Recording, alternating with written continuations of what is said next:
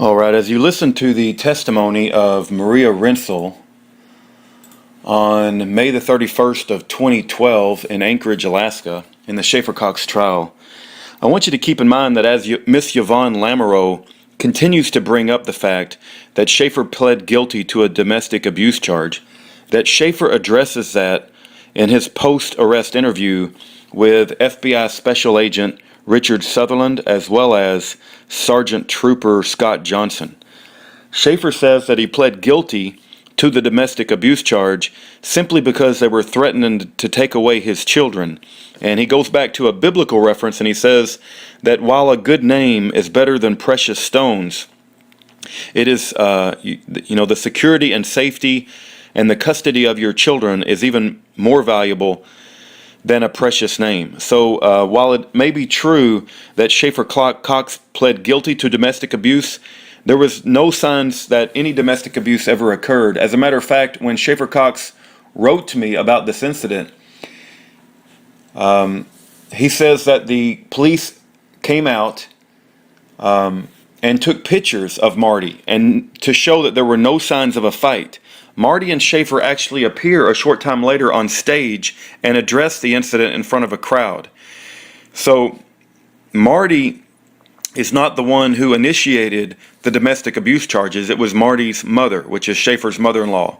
Now, I don't want to get into bad-mouthing Schaeffer's mother-in-law. She may be a very nice woman, but we all have family members who don't have any desire whatsoever to fight the state or to see the government for what it is. They basically think the government is always right and that if they wouldn't do anything, that would be inappropriate. And so if they have a locked-in lens that says the government is always right, they see things in a certain way and you're just never going to convince them otherwise. And I believe that Marty's mother, as much of I've never met her and I would not say anything pro or con about her, but I would say that from what I've read and what I've been able to discern from the situation, that she is the one who drove the reporting of a domestic abuse charge, not Marty. And there was no signs of any physical abuse, and not only that, but Marty appeared with Schaeffer at some point later in a public way, and they were reconciled shortly after. And Schaeffer has indicated that he pled guilty to that charge because they were threatening to take away his children, and he loved his children more than anything. And you can hear that in the post-arrest interview. So keep that in mind as you hear Maria Rensel testify, and that'll put things in perspective on that particular issue. Okay, you may call your next witness, Mr. Traverso. Okay.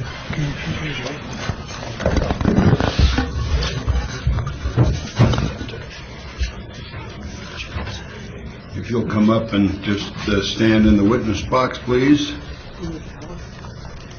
And if you'll face the courtroom and the jury and raise your right hand and be sworn. Do you swear or affirm that your testimony in this cause will be the truth, the whole truth, and nothing but the truth? I do.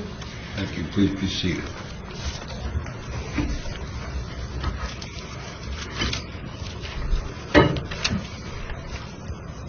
Maria, could you state your last name and spell your last name for the record? Rensel, R-E-N-S-C-O. Okay, and your first name, please? Oh, Maria, Okay. M-A-R-I-A. Okay. Where do you live, Maria? In Fairbanks. Okay. And do you know Francis Schaeffer Cox? Yes. Okay. How do you know him? We're friends. I met him first during Campaign for Liberty in 2008. Campaign for Liberty, was that in Fairbanks, statewide, or what? In Fairbanks. Okay. Now, are you part of an organization called the Interior Alaska Conservative Coalition? Yes, sir. Okay. Can you tell us about that? Yes, it's an organization to promote civic action. Okay. And was Mr. Cox involved with that? Originally, he was one of our board members, yes. Okay. And then later, was his association with the organization different? He appointed board members to our coalition board. Okay. The coalition board was made up of a variety of organizations that had overlapping goals. What were some of the civic endeavors that you described that the Interior Alaska Conservative Coalition involved itself with?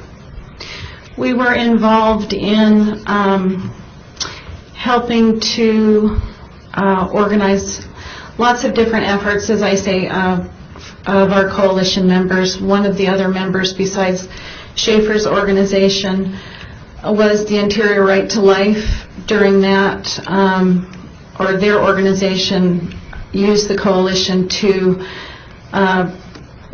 help collect signatures on a petition for the parental notification law. Okay. Did you ever get involved with the Second Amendment Task Force? Yes. Okay. And how did you get involved with that? Well, I noticed that Schaeffer was really successful in drawing a crowd, and so I wanted to make sure that we maintained a database of people that were interested in the Second Amendment, as well as any other aspects of the Constitution that we may be able to affect changes with on a civic level. Okay. What kind of database are you speaking of? It's an email list on Yahoo.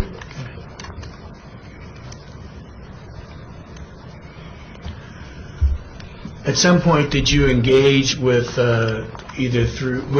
was Schaeffer involved with the Second Amendment Task Force? Yes. Okay. And did you engage yourself with getting a petition of signatures regarding the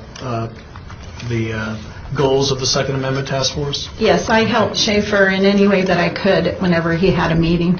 Okay. I might approach the witness. I've already... This is Exhibit Don't get 5. too far from your microphone. Sorry, this is Exhibit 5, Your Honor.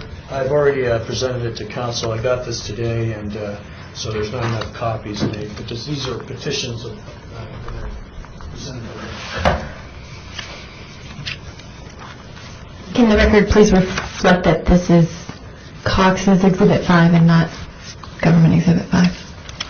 FSC 5. It's already been marked. Could you tell us what that is? This is a stack of declarations, I think they were called. It's a petition that we were going to include. Schaeffer, the Second Amendment Task Force, circulated a petition for people in Fairbanks to sign, and they basically were signing on to the goals of the Second Amendment Task Force. I think 1,800 people signed it, and their names were to be printed in the Fairbanks Daily News Miner. Okay. And what was that declaration? Could you read it to us, please? Sure. Let it be known that we, the people of Alaska, stand in recognition of the true principle that whenever a government abandons the purpose for which we have created it and even becomes hostile towards that which it was once a defender of, it is no longer a fit steward of the political power that is inherent in the people and lent to this government with strict conditions. These conditions are clearly defined in the U.S. Constitution and understood by the common man. Furthermore, to the extent that our government violates these conditions, they nullify their own authority, at which point it is our right and duty, not as subjects, but as sovereign Americans, to entrust this power to new stewards who will not depart from the laws we have given them. This being the case, let it be known that should our government seek to further tax, restrict, or register firearms, or otherwise impose on the right that shall not be infringed, thus impairing our ability to exercise the God-given right to self-defense, which precedes all human legislation and is superior to it, that the duty of us good and faithful people will not be to obey them, but to alter or abolish them, and institute new government laying its foundation on such principles and organizing its power in such form as to us shall seem most likely to affect our safety and happiness. Okay. Thank you. When you say alter the government, was that through violent means? Objection. I'm sorry. What? Do you object? Objection. Okay, go ahead. Go ahead. foundation, are you asking a question about what the declaration says? She just read it. I'm asking a question about the declaration. Well, rephrase your question. The last line there talks about if the, you know, if you need to, if the government is not a good steward, basically, we need to alter the government. Is that through violent means or non-violent means? The objection's coming. The objection's sustained. You can ask her what she thinks it means, but she can't speak for the rest of the people who may have signed it. Okay. What did you understand that last sentence to mean?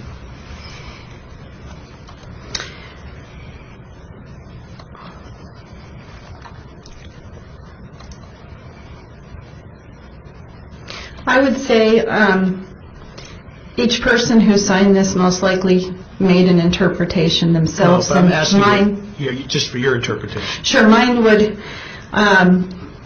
be, I feel the most effective would be through civic action. Okay. Now, sometime in June of 2010, was there a fundraiser for the Interior Alaska Conservative Coalition? Yes. Where was that? It was held at Far North Tactical. Okay. And that's also known as Moines, right? Yes. Okay. Who was sponsoring this fundraiser? Aaron Bennett. Okay. And who is Aaron Bennett? He owns Far North Tactical. Okay. Mm-hmm. What time did you arrive there? Do you remember? 7 a.m. 7 a.m. Okay. And how were you going to raise money at this fundraiser? What were you going to be selling? Well, it was a variety of things, but mostly Far North Tactical and a company out of Anchorage. And I'm sorry, I don't remember the name of that. Drop Zone, I believe it was. Mm-hmm. We're going to sell tactical gear, and then a percentage of that was going to IACC as the fundraiser. We also sold hot dogs and accepted donations and did a variety of things to raise money ourselves. Did you know most of the people that were there a lot of people in attendance there?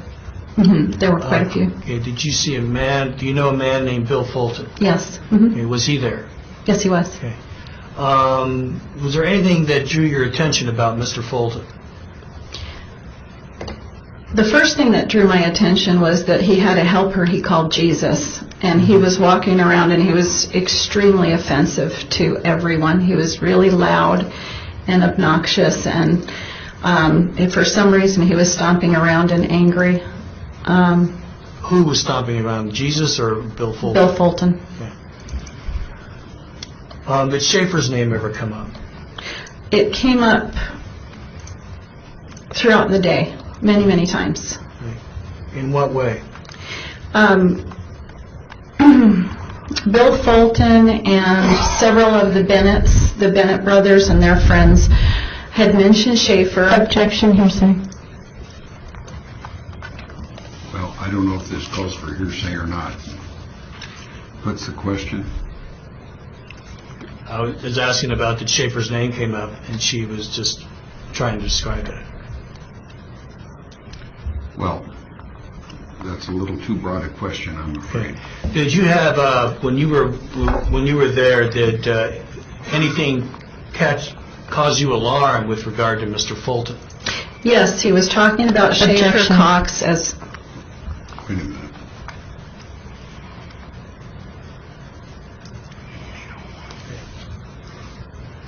I'll rephrase the question. Yeah, I'm not sure what's offered for the truth and what's offered for the facts that are said, so it's a little hard to... It's not hearsay, Your Honor, because Mr. Fulton is a government agent. He's a party opponent. It's been established that he's an informant with his testimony just prior to this. Well, I have to... There's no hearsay exception. That's not non-hearsay. Go ahead with the next question. Okay. When you were there with Mr. Fulton, was there something about Mr. Fulton that drew your attention, other than the fact that he was being loudmouthed? I believe he was trying to make me believe that Schaeffer wanted to do Objection. something that Schaeffer did not want to do. No, the objection's overruled. Go ahead, you can answer. Well, she did. Okay, What's was the there next some question? was there any discussion regarding any plan or something like that? Schaeffer apparently, from what he was saying, Objection. Hearsay. This probably calls for hearsay. Okay. Was there with regard to Mr. Fulton, if you could describe, please, what it was that drew your concern about Schaeffer? Was there any discussion regarding violence, nonviolence, what? yes, there was a plan to have a meeting. Mr. Fulton planned to have a meeting after the Objection. fundraiser was over. Just a minute. And now we are getting into hearsay, and Okay. he is not the spokesman for the government. Okay. Did Mr. Fulton act in a certain way that drew your attention? Let me ask you this way: was there some point did you see Francis Schaeffer Cox ever come to that meeting? Come to the Far North Tactical Shop? He wasn't at the fundraiser. People were saying things about him, and he wasn't there to Objection. defend himself. People were saying things about Schaeffer Cox. Yes, Objection. Okay. with Well, wait a minute. That's present sense The impression. subject that came up is not hearsay. It's not offered for the truth. Present sense impression. So, you want to elaborate? Or finish your answer? I'm sorry. Sure. They were speaking on his behalf about something that he supposedly wanted to do Objection. that I felt was outside of his nature, and passing it off for something that Schaeffer wanted to be a part Objection. of. And I never believed it. Okay. The government requests that the answer be stricken. No, the objection's overruled.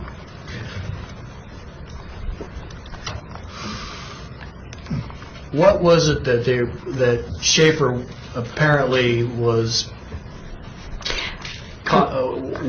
to happen? They never said. Okay. They were being very vague about the entire issue, Okay. and they had to get him to Far North Tactical at a meeting that night and stop him, but they didn't openly say what it was that he wanted to do. Okay. And it was kind of a boogeyman. There was a boogeyman there. And I didn't understand why anybody would want to, I felt, Your Honor, this is going beyond the scope of the Again, on question. the question. What's the question? The next question is, were you there also with your husband, Bill Bill Renzel? yes, I apologize. Okay. And did you both go there together? I went earlier than he Okay. did. Mhm. And later on, did you understand whether or not there was going to be some sort of meeting among people there attending the fundraiser? Yes, Okay. And were you going to be in attendance in that meeting? no, Okay. Did you see Les Zerbe there at the Blondies? he wasn't at the fundraiser, but he arrived at about 6 p.m. Okay. At some point, did you see Schaeffer arrive? I didn't see Schaeffer arrive. Okay. Did you leave the fundraiser at some point and your husband stay? Yes. Okay, thank you. I have no further questions. No questions. Oh, I'm sorry, Your Honor, I apologize. I have Sorry, one more go ahead. question. In November of 2010, Thanksgiving, were you invited over to Mr. Cox's house for Thanksgiving? Yes. Do you remember who the people were that were there? There were two men from Big Lake who I didn't know. Ken Feasting was there, Marty Schaeffer, and Marty's mother was there. Okay, Marty. Did you hear Schaeffer spouting off that he was going to kill TSA people if they Objection, hearsay. impeached me? Your Honor? Well, the question was going to be leading in form, and I think it is not did not accurately state the testimony, so try again. Okay. What, did you hear did you hear Schaeffer's mother-in-law speaking at this Thanksgiving dinner and, did you hear Mr. Cox speaking at the Thanksgiving dinner saying things to his mother-in-law about killing TSA employees? No. Objection. That was what his witness saw. Hearsay. It's hearsay, Your Honor. It's impeachment. Well, the answer may stand.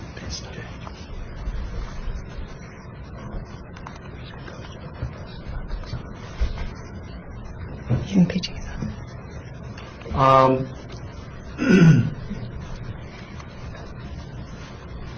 Did your husband also attend that Thanksgiving dinner? Yes. Okay. Thank you. No further questions. No questions. No questions.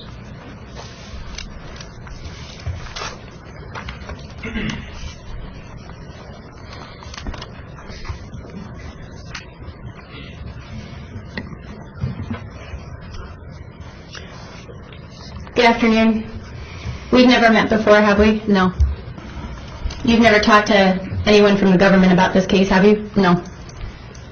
How many times have you met with the defense team about this case? 3. When was the last time you were in contact with Schaeffer Cox? Before his arrest. How much before? 6 months, maybe? So about when would that have been?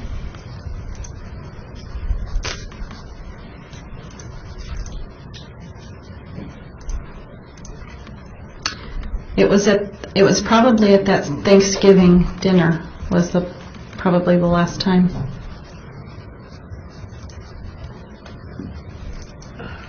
I don't recall when I last saw him. Any reason you weren't in contact with him after that? Nope, just busy. You said that he had an organization that was part of the coalition, is that right? Right. Which organization was that? The Second Amendment Task Force. Were you familiar with his Alaska Peacemakers militia? Yes, I am familiar with it.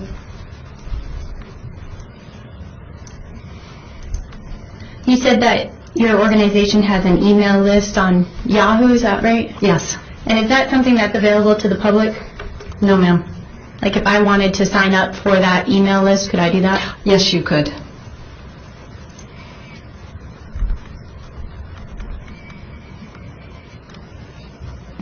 Do you still have the exhibit there in front of you there, the petitions? Yes. What's the date range when those signatures were collected?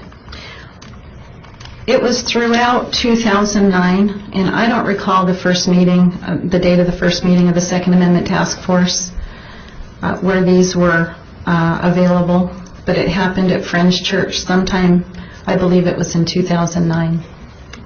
If you wouldn't mind looking through that stack of documents there, I think in there's one at least that's stapled. It's a 2-page document, if you wouldn't mind looking for that.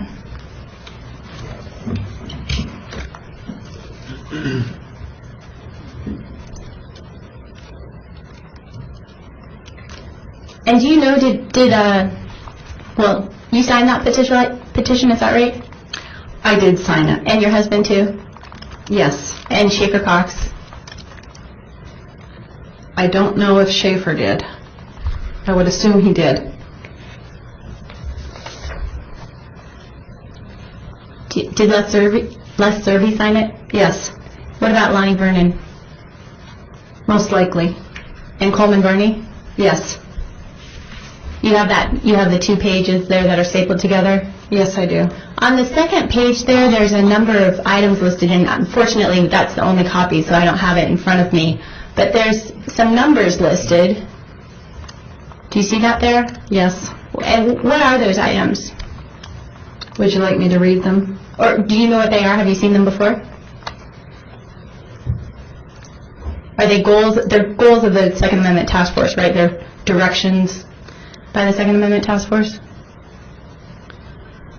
Says summary of the first meeting of Okay. the Second Amendment Task Force. Have you seen those numbers there before?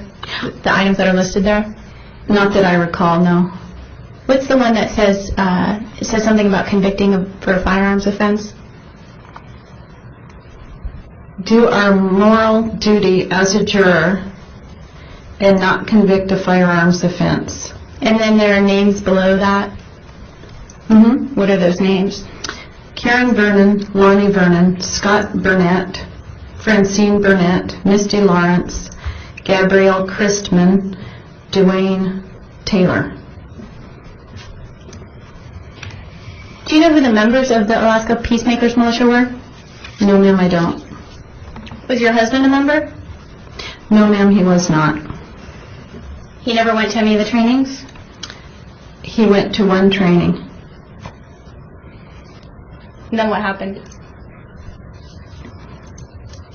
I don't know. You worked with, that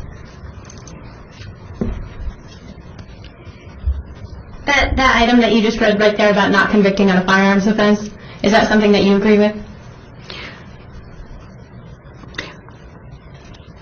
Can I tell you the whole truth? This is the summary of the first meeting, and I believe they were trying to get at something called jury nullification.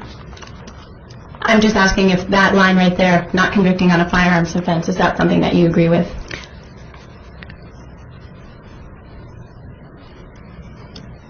No. You helped Schaeffer Cox with some of his sovereign citizen paperwork, right? I witnessed on one line his sovereign citizen paperwork. Okay. We have that admitted as Government Exhibit 441. If we could have the lights, Madam Clerk, and pull up page 193, please.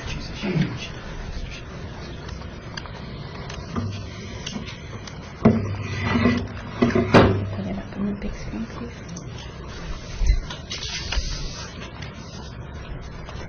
You also have a monitor right by you, so whichever one's easier for you to read, feel free to look. Do you recognize this document? No, but I'm assuming by your introduction it was the sovereign citizen paperwork. So the title there is, this title is for your protection. Do you see that where it says that down below? Sort of halfway down the page before the paragraph, the numbered paragraph. Right above it, it says, take a moment to read this before you proceed any further. I do not wish to speak to you under any circumstances excluding federal judicial review. Do you see that? I do. Okay. Your Honor, I'm going to object. I think this is going beyond the scope of the direct. I don't know what the next question is.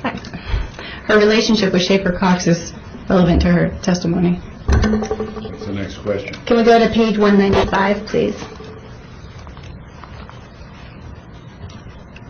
So this is a couple pages into this. It says, billing costs assessed with levies and liens upon violations shall be. Do you see that? It's part of the document. This one's really not clear here. Okay, we can enlarge that top half of the page just so it's a little bit easier to read then. Do you see that? Can you read that now? You don't need to read it out loud. Are you able to read it? Yes. Okay, now if we go to page 199.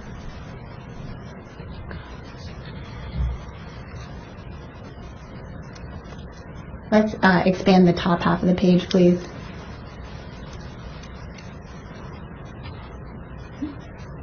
Do you recognize the signature on that page? Deanna Skidmore? How about up where it says Francis August Schaeffer Cox? I see it. I guess that's how Schaefer signs his name. Okay, well, if we scroll down on the page, is that your name there? Maureen Weeks? No. Below that? Yes. That's your signature? Yes, it is. Okay. Were you ever invited to be on an exit team for Schaeffer Cox? No, I was not. Coleman Barney never reached out to you? No. Can we look at Exhibit 196, page 18, please? And then, actually, sorry, go to page 19.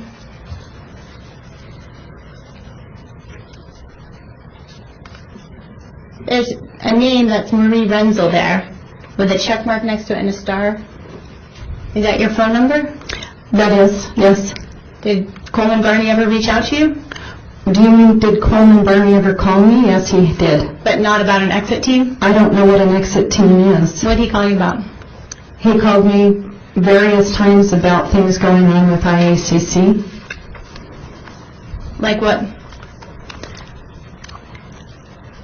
Mostly where the Second Amendment Task Force meetings might be taking place, such as Door of Hope Church or Friends Church. Just logistic kind of.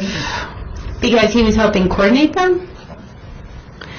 At times he was anyone in IACC would call me to find out when a meeting was and where it was taking place. So he was calling you to find out when a Second Amendment Task Force meeting was going to occur? That was an example. Sure. He wasn't reaching out to Schaeffer Cox about that? Not necessarily, no. What else did he call you about? I don't recall anything else. Okay. He didn't reach out to you about the common law trial at Denny's? Oh, yes. Okay. Mm-hmm. Tell the jury about that, please. Coleman Barney asked me to come and listen to a common law trial that was taking place at Denny's, and I did go. Okay. We could have Exhibit 302, page 5.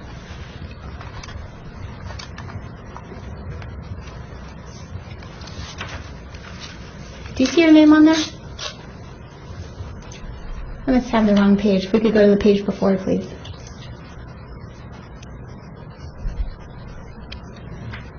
Is that your name there? Right below Bill Renzel, then your name? Yes. Okay. Also says Skype. Did you Skype? Skype into that meeting? No, in general, do you Skype? Is that a way that you communicate with people? The only person I've ever Skyped with is my daughter at college. Okay. So, what happened at that common law trial?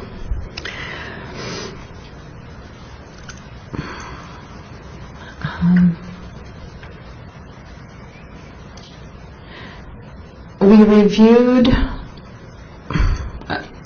some of the cases that Schaeffer was involved in, or a case that he was involved in.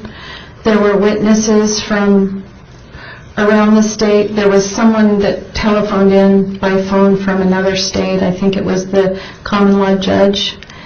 And we heard all the evidence, and we acted as if we were a jury and decided whether, if we were the jury, if we would convict or not, or acquit. And you acquitted him, right? I did. Mm-hmm. And you acquitted him of a charge that he had already pled guilty to in state court? I have no idea. He didn't tell you that part? I don't recall that.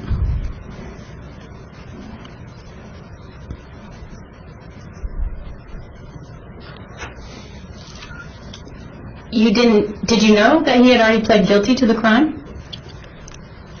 At this moment, I don't even recall what the crime was. That you acquitted him of it? I remember that we listened to the evidence and I acquitted him that. I mean, I thought he was not guilty based on the evidence that night. Did you go to a training beforehand about that trial? No, I didn't. Did anyone tell you what your verdict was supposed to be before that trial? Absolutely not.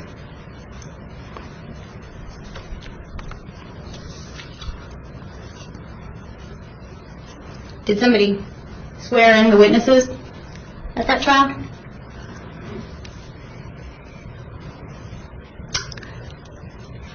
I don't recall if they were sworn in. I believe they most likely were, but I don't recall.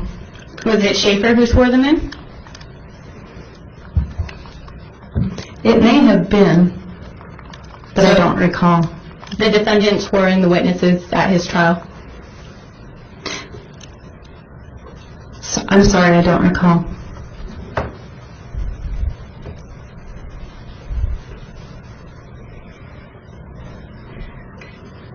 Do you remember that the subject of the trial was also related to domestic violence?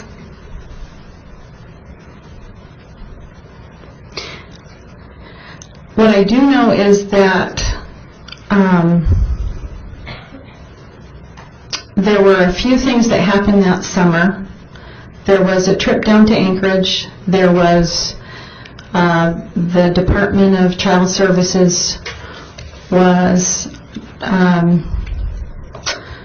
trying to take Seth from Schaeffer and Marty, as well as there was a Libertyville call in which Schaeffer had a pocket knife in his pocket, and it seems that those three things kept converging.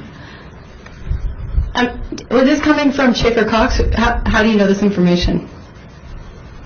A variety of sources. Sometimes it was Schaeffer, yes. What were the other sources? People that had talked to Schaeffer, and just in general, newspaper reporters very often called me to find out what was going on, and I would ask them questions as well. Did you hear any testimony from any law enforcement who might have responded to the situation? No, but I do have a report from law enforcement. It was a state trooper that signed Marty's statement. So you reviewed that? I did review it. You did before your verdict? Yes. Before your deliberations? Did you have deliberations? No.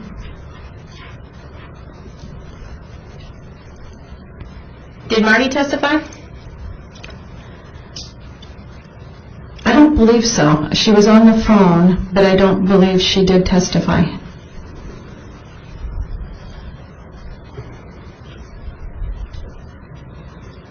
And regarding this misdemeanor weapons charge, what did you say the weapon was? A pocket knife. Is that what Schaeffer Cox told you? Someone told it to me. Did the law enforcement witness who responded to that scene, did he testify? Did he testify?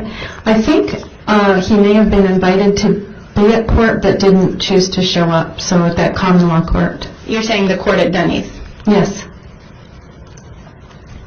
And that was a Fairbanks Police Department officer, right? Yes. Most likely.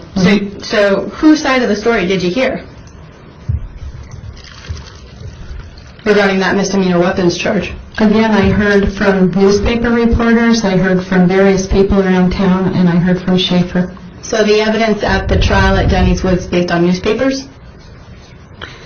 And testimony. Testimony by who? People in the community. People who were there or not there? People that were there. The woman whose home it was that the incident took place at. It seemed that her brother was there as well, and he had been in the home where the incident took place. There were Libertyville people that were on the call that were also people that I knew that were reputable, that watched the entire scene unfold. So yes, they were present. Did you hear the police department recording where Schaeffer Cox admitted to having a gun in his pocket? No, I did not. Do you think this was a real court? I think it's a philosophical kind of a discussion and an investigation. Whether or not our court system has gotten away from its original intent, and to look at common law and how our court system may have, again,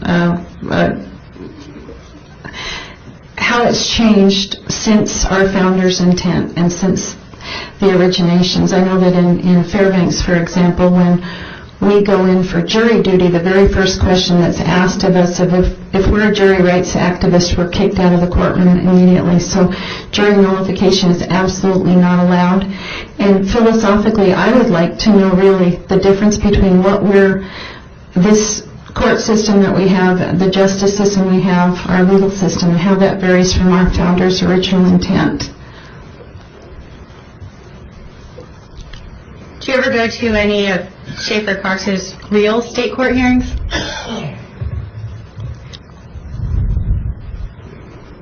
No. After that common law trial at Denny's, there were charges that were levied against law enforcement, weren't there? I don't recall any charges levied against anyone. That wasn't part of your verdict? I do not recall that. Where Schaeffer Cox was seeking money, damages of judgment against all the law enforcement who had handled his previous criminal cases, even ones that he had pled guilty to? I do not recall that, I'm sorry. Was that part of the Founding Fathers' original intent? I'm currently studying the Founding Fathers' original intent as well as common law, scientific law as opposed to political law, and it's just it's an ongoing study. I'm not sure what their intent was. So did Schaeffer Cox testify at that common law trial? At his trial? Mm-hmm. Yes, I believe so. And did he say that he had previously admitted to carrying the gun in his pocket? I'm sorry, I don't recall that. I don't believe so. If you had heard that, would you still have acquitted him? Objection, Your Honor, calls for speculation. Sustained. Can we pull up Exhibit 556, please?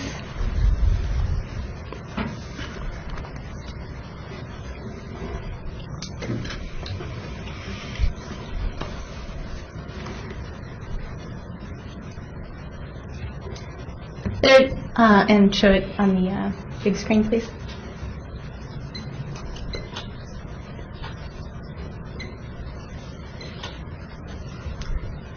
Number 6 there for the Alaska Peacemakers on-call list is Lieutenant Bill Renzel. Is that your husband? Yes, it is. I thought you said he only went to one training. He just told me today, and I believe him, you can ask him when you see him, that he did not take the oath.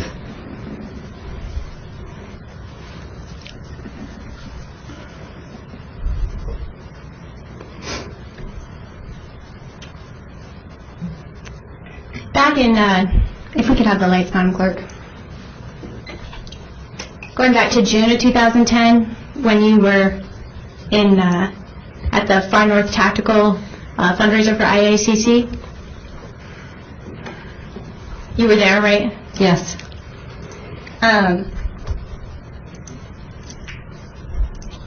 Did you hear Schaeffer Cox talking that day? He was not there. So your husband heard him talking? Is that what you said? Your husband did? Heard Schaeffer talking? No, Schaeffer wasn't at the fundraiser. No, okay, not while you were there.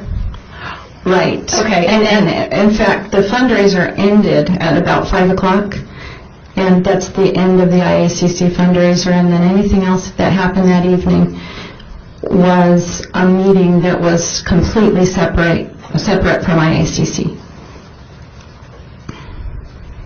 The next day, did you talk with people about what happened at Far North Tactical? No.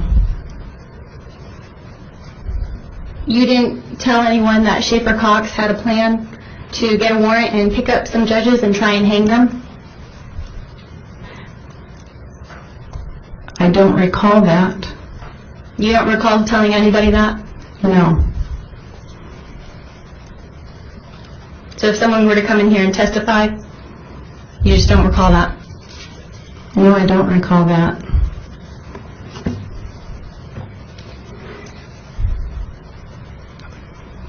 I have no other questions.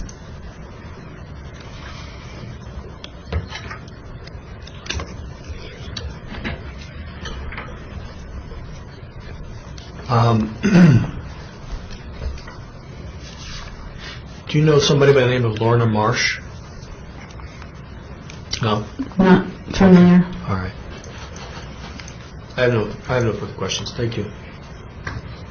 No questions? No questions.